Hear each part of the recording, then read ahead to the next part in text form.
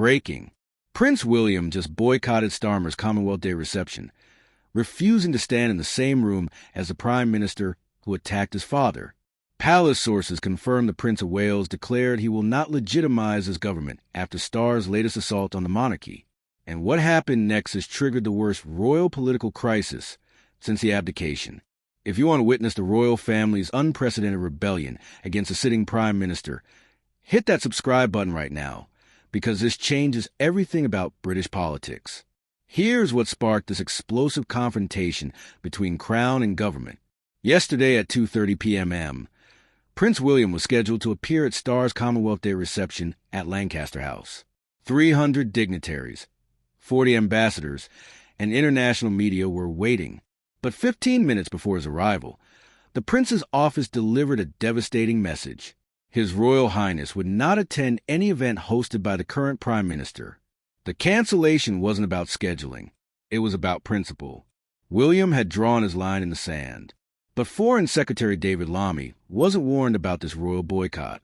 The Foreign Office discovered their future king had snubbed them through social media, not through diplomatic channels. Lammy confronted Starmer in front of the entire cabinet this morning.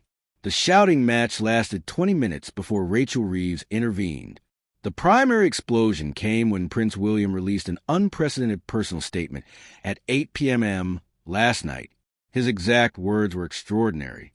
"I cannot in good conscience appear alongside those who undermine the constitutional foundations my family has protected for 1,000 years." The statement shattered every protocol about royal neutrality.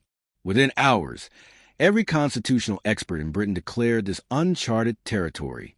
Sources inside Kensington Palace described William as absolutely furious about Starmer's Republican agenda. According to senior courtiers, Catherine fully supports her husband's historic stand. The documents leaked from Number 10 show exactly why William took this nuclear option. Starmer's plan to reduce royal funding by 90% would end the monarchy's independence. Proposals to give Parliament veto power over royal appointments would politicize the crown. Requirements of government approval of all royal speeches would end free expression. Meanwhile, the royal family, who served Britain with unwavering dedication, face destruction.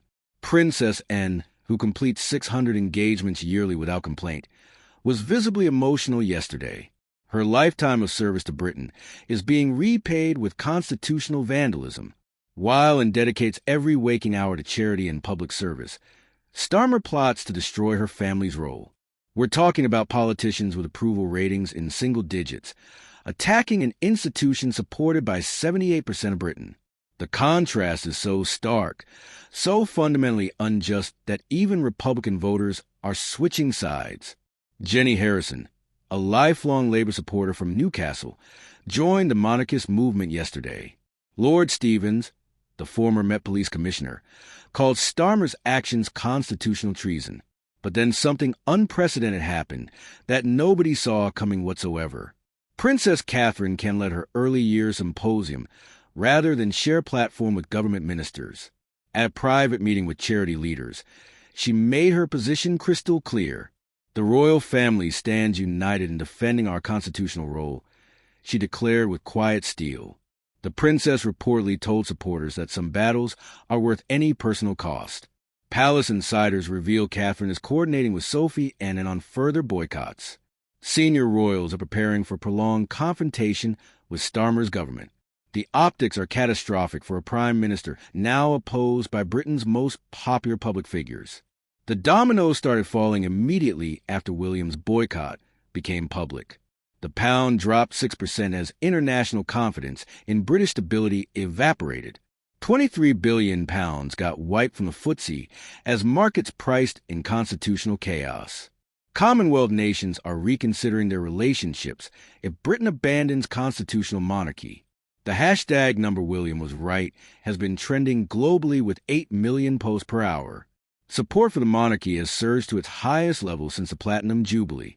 Protests outside Downing Street now number over 200,000 people demanding Starmer's resignation. Inside Number 10, complete panic has replaced any pretense of governance.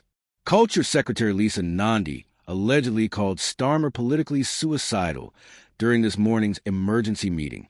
Ed Miliband was overheard saying, "We've lost the country, and he's lost his mind completely." WhatsApp groups with names like Save the Party are openly discussing removing Starmer immediately. The question isn't whether Labour can survive, it's whether it deserves to. Starr looked completely broken during his attempted response. Sources say his voice cracked repeatedly. But here's the revelation that could end Starmer's career within hours. Leaked polling shows 84% of Britons support William's boycott over Starmer's event. If these numbers are accurate, and if they reflect genuine public sentiment, then Britain's government has lost all democratic legitimacy. Think about what that means for Starmer's ability to govern. A prime minister opposed by both crown, and people cannot survive. The optics of William's moral authority crushing Starmer's political authority are absolutely devastating. Meanwhile, the Conservative Party is experiencing its greatest surge in history. While Starmer wages war on Britain's beloved royals, Sunak pledges complete restoration. "The Conservative Party stand with our royal family always and forever," he declared powerfully. The polls tell an incredible story of political transformation overnight. Conservatives have rocketed to 57%, while Labour has collapsed to just 9%. For the first time in British polling history, Labour is fifth behind the Greens. Sunak isn't just winning anymore. He's leading a monarchist revolution against Republican extremism. The next 72 hours are critical for Britain's constitutional survival. Parliament must vote on Starmer's anti-monarchy legislation despite royal opposition. The king may refuse royal assent if the bills pass. William is reportedly considering more dramatic interventions if necessary. Britain is watching its entire system of government fracture in real time. This crisis will determine whether constitutional monarchy survives or dies. At its epicenter stands Keir Starmer, who looks increasingly isolated, desperate, and politically doomed. But wait! There's another layer that makes this even more explosive. Harry and Meghan have privately expressed support for William's stance against Starmer. Even from California, they recognize the existential threat to the institution. If Harry and William unite publicly against the Prime Minister, it's game over. Sources confirm Harry offered to return to support his brother if needed. The image of the brothers standing together against Starmer would be politically lethal. The military implications of this royal revolt are staggering beyond belief. Every serviceman swears allegiance to the crown, not the government. Officers are privately discussing where their loyalty lies if forced to choose. The brigade of guards, who protect the royal family, have made their position clear.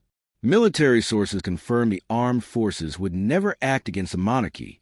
Former generals are warning Starmer he's playing with forces he cannot control. Inside Buckingham Palace, emergency protocols not used since 1936 are being reviewed. The royal household is preparing for a complete severance from government if necessary. Plans exist for the monarchy to function independently if Parliament becomes hostile.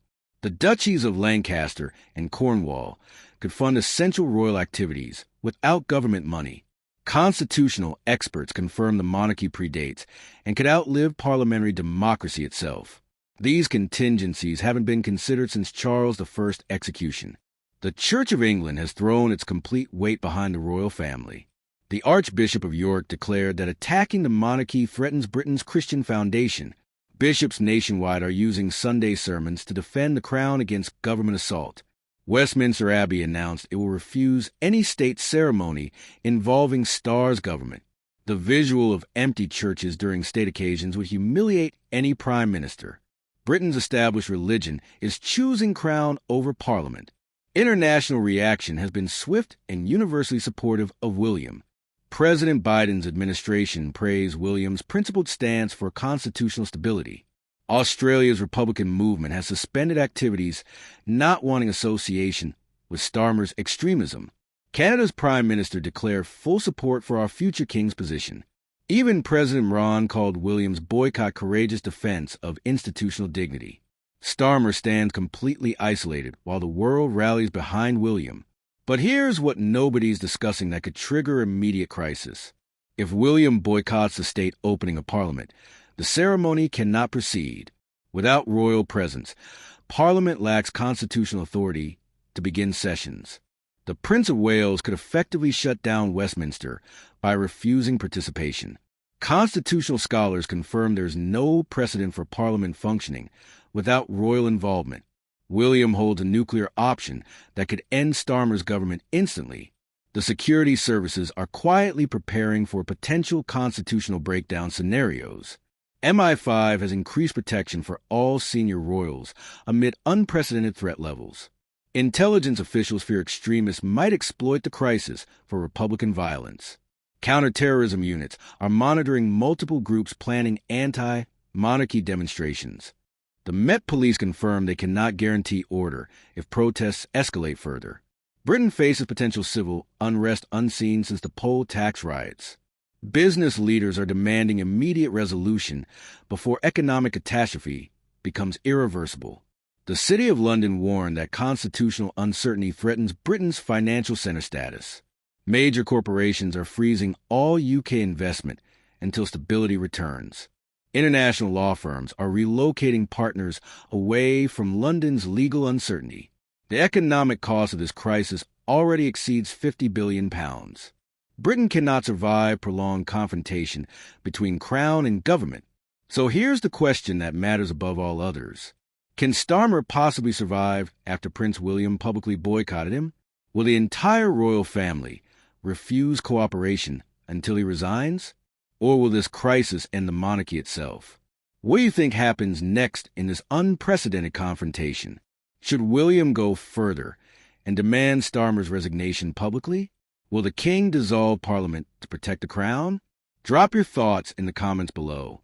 We read every single one. And if this royal rebellion shocked you as much as it should, share it with everyone who needs to know that Britain faces its gravest constitutional crisis. The mainstream media won't tell you how close we are to complete breakdown, but we will. Tomorrow we're covering the King's Emergency Privy Council meeting that could determine whether Starmer's government survives the week. The battle between Crown and Number 10 has reached its climax.